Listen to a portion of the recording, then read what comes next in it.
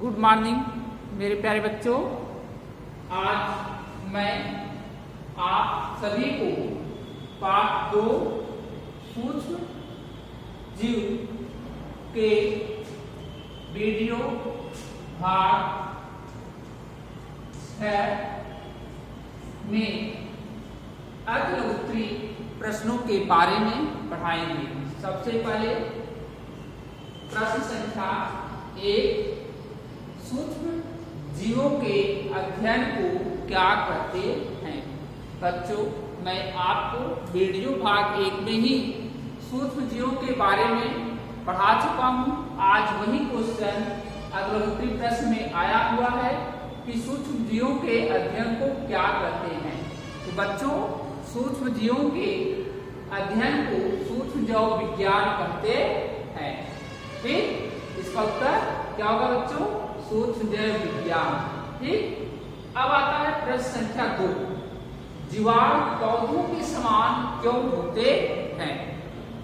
देखिए बच्चों, जीवाणुओं में जंतु और पौधों के दोनों लक्षण दिखाई देते हैं। जो पौधों का लक्षण होता है वो किसके कारण होता है? कोशिका भित्ति के कारण, क्योंकि जीवाणुओं में कोशिका भित्ति पाई जाती है।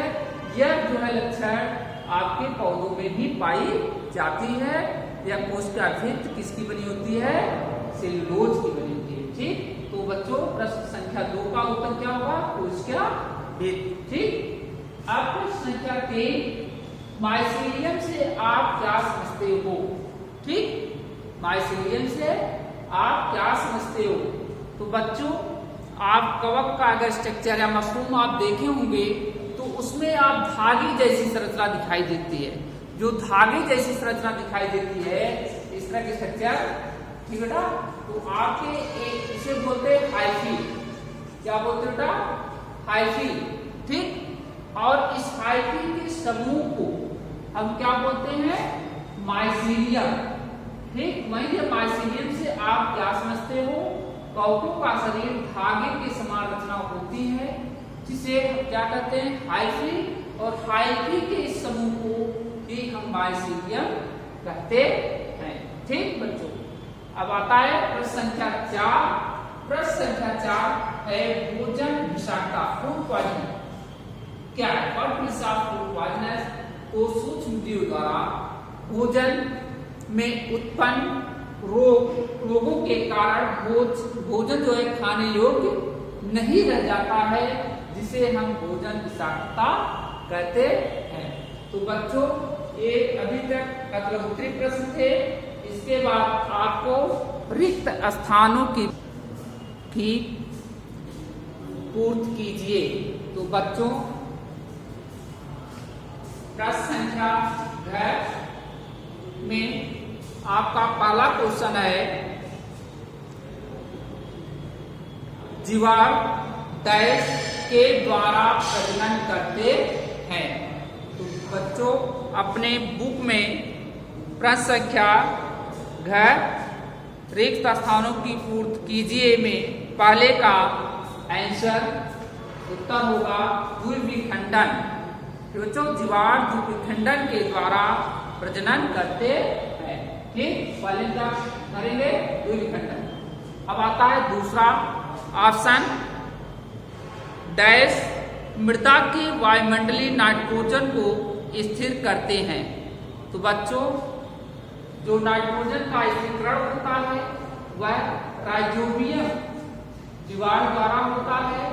इसलिए ऑप्शन 2 में राइजोबियम करेंगे। ठीक, अब आता है तीसरा, डैश कलिका द्वारा प्रजनन करते हैं। बच्चों, कवक जो होते हैं वह कलिका के द्वारा प्रजनन करते हैं। ठीक, अब आता है आपका 4 कि एक कवक डैश त्वचा संक्रमण करता है। कैंडिडिया, क्या किसके द्वारा त्वचा रोग होता था? कैंडिडिया कवक के द्वारा त्वचा रोग होता है।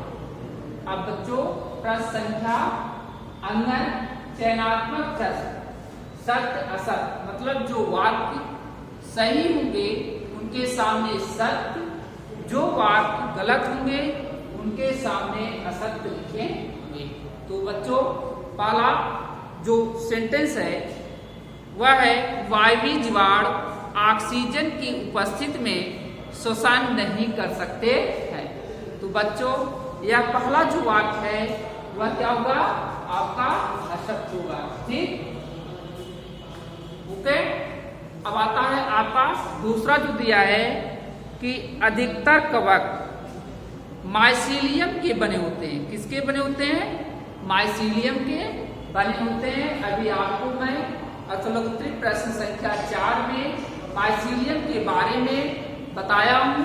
तो बच्चों यह जो कथन होगा आपका क्या होगा, सत्य होगा। ठीक, अब आता है तीसरा क्वेश्चन कि पोलियो जीवाणुओं के द्वारा होता है। तो बच्चों पोलियो जो है जीवाणुओं के द्वारा नहीं होता है, यह जो है वायरस के द्वारा होता है, इसलिए यह तीसरा भी कथन आपका असत्य है। ठीक, अब चौथा जो आपका कथन है वह है तेल व सिरके का प्रयोग करने से भोजन को संरक्षित किया जा सकता है। तो बच्चों तो भोजन को संरक्षित करने के लिए तेल और सिरके की आवश्यकता होती है, इसलिए यह चौथा ऑप्शन आपका क्या होगा, सत्य। ठीक, अब आता है प्रश्न संख्या आपका जो है 6 में दिया है बच्चों मिलान कीजिए। तो बच्चों आपके बुक में दिया गया है मिलान करने का, मैं यहाँ पे उसके आंसर जो है इस जो है ग्रीन बोर्ड पर लिखा हूँ, तो मैं पढ़ भी दे रहा हूँ, आप अपना जो है मिला लीजिए। ठीक, ओके, चले आगे, बोलिए अब आगे पढ़ाएं। ठीक, दिया आपका स्तंभ अ और स्तंभ ब से मिलाना है। तो पहला दिया लैक्टोबैसिलस स्तंभ अ में, फिर माइसीलियम दिया है, फिर ईस्ट दिया है।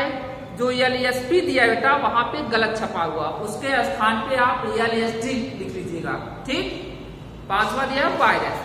तो पहले का जो है हम मिलान करेंगे पांचवे से। पहले का मिलान किससे करेंगे, पांचवे, मतलब लैक्टोबैसिलस जो है वह डेयरी उद्योग में प्रयुक्त जीवाणु से करेंगे। ठीक, आगे चले, आगे समझे, ओके। फिर दिया है आपका दूसरा माइसीलियम का मिलान कवक का शरीर से करेंगे, मतलब दूसरे में जो है दूसरे का पहले से। ठीक, अब ईस्ट का मिलान किससे करेंगे, ईस्ट का प्रयोग बेटा ब्रेड के निर्माण में किया जाता है। ठीक, इसलिए तीसरे का जो है मिलान किससे करेंगे, स्तंभ के दूसरे से। ठीक, अब आता है फोर्थ LSD का मिलान जो है सीधे करेंगे क्लेवीसेप्स से, मतलब फोर्थ का मिलान फोर्थ से करेंगे। और फिफ्थ का जो मिलान है आपका वायरस, इसका मिलान आप जो है तीसरे से करेंगे। पशुओं का जो खुरपा और मुंहपका रोग होता है वह आपका किसके द्वारा होता है, वायरस के द्वारा। ठीक बच्चों, अब मैं आप सभी को बहुविकल्पी प्रश्नों के बारे में बताने जा रहे हैं, जो इस प्रकार के क्वेश्चन आपके होने वाले यूनिट टेस्ट फर्स्ट में पूछे जा सकते हैं, इसी प्रकार के क्वेश्चन। तो बच्चों इस प्रकार के जो क्वेश्चन है आपके लिए, आपकी परीक्षा के लिए बहुत उपयोगी है, अतः इसको भली भांति पढ़िए। तो पहला क्वेश्चन है बहुविकल्पी का, इनमें से कौन वायुमंडलीय नाइट्रोजन का स्थिरीकरण करता है। बच्चों इस क्वेश्चन को मैं बार बार रिपीट किया और इसका आंसर भी बताया, तो आप लोग स्वयं इसका आंसर लिख सकते हैं, और मैं भी ब्लैक बोर्ड पर इसका उत्तर लिखा हूं। पहले का क्या होगा बेटा, राइजोबियम। ठीक, आगे समझे।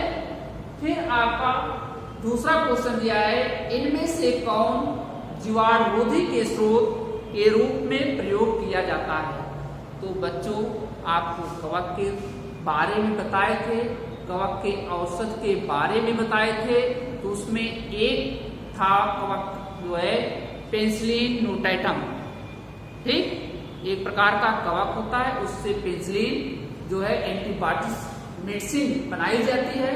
तो आपका इसलिए दूसरे में आपका क्या ऑप्शन का पेनिसिलिन। ठीक, अब आता हूं तीसरा, कोमा की आकृति। जैसे कि आपको चित्र के द्वारा भी बेटा इस चैप्टर को पढ़ाने से पहले दर्शाए थे।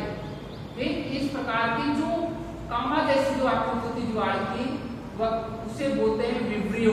क्या बोलते हैं बेटा? विब्रियो।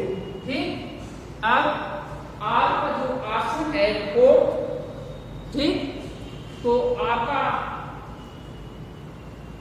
सुने होंगे इसके बारे में कि बच्चों कि जो ईस्ट को हिंदी में कहते हैं खमीर, तो बेकरी उद्योग में प्रयोग होने वाले कवक को हम क्या कहते हैं बच्चों? ईस्ट कहते हैं, क्योंकि इसका प्रयोग एल्कोहल बनाने में भी किया जाता है। तो बच्चों इसी के साथ आपका पाठ 2 वीडियो भाग 6 में ही समाप्त होता है। इसके बाद मैं आपको अपना अगला टॉपिक अगले वीडियो में पढ़ाएंगे। आज के लिए बस इतना ही।